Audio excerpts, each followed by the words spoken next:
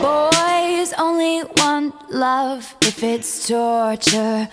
Don't say I didn't, say I didn't. Hi guys, it's Jessica with Chapter Chicks, and today I'm here to do my first November mashup review style thingy.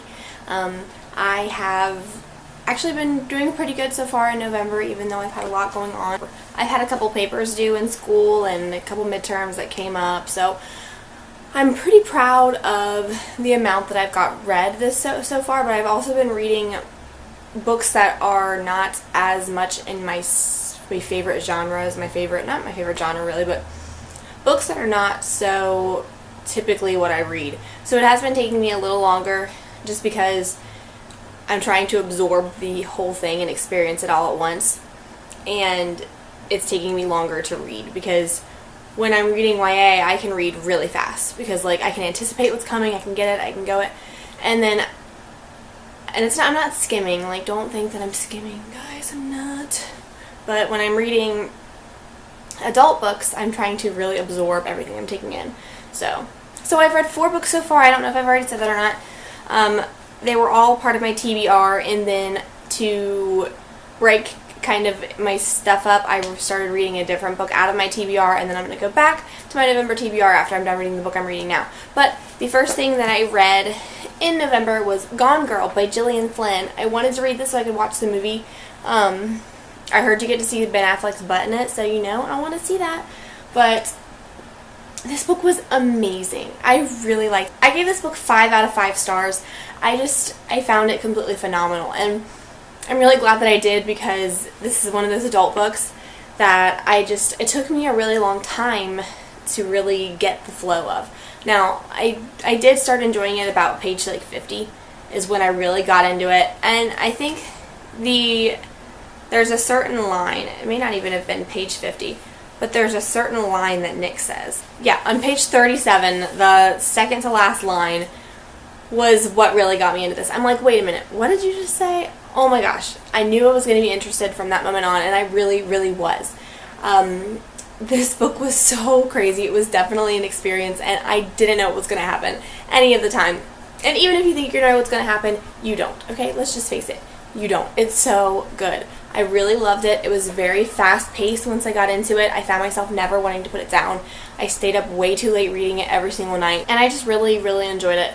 If you have, I don't want to say anything about it. I really don't, because the more blind you are when you go into it, because I didn't read anything, I didn't watch any of the trailers, the synopsis is pretty vague. It kind of just tells you generally what it's about. This man's wife goes missing and he's a suspect, basically. And that's all it says.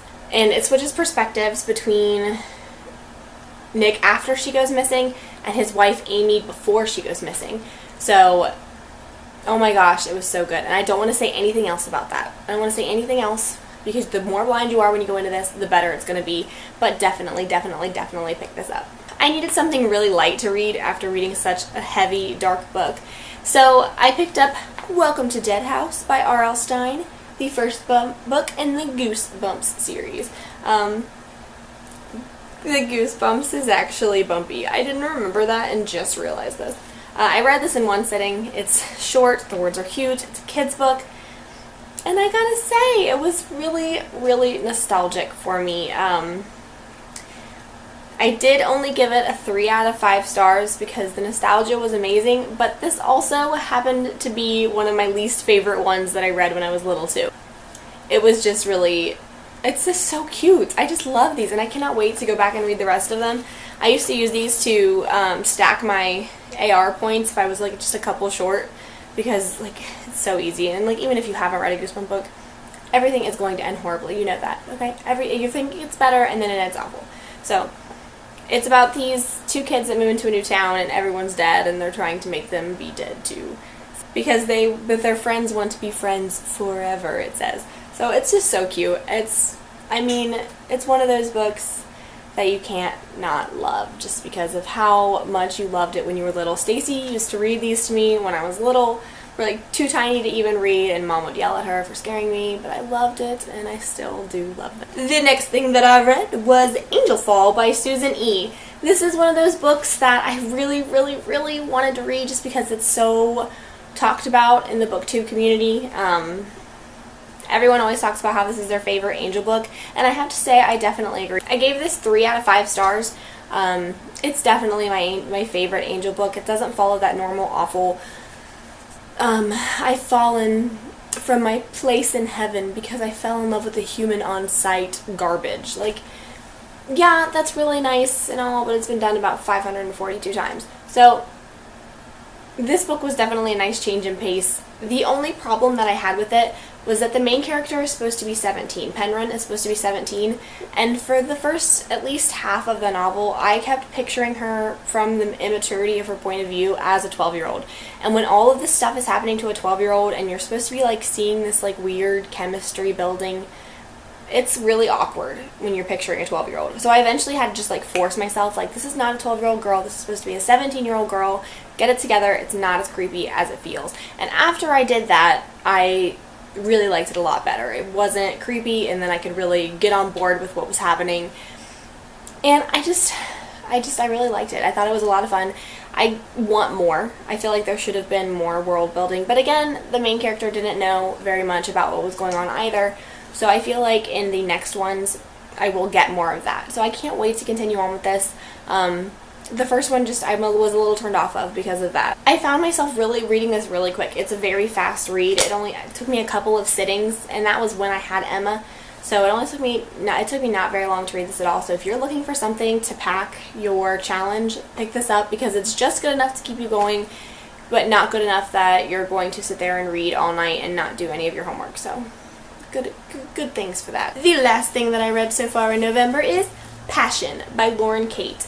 This book, okay, I just did my open series and Fallen is on it, so I was really happy to be currently reading something that is an old series.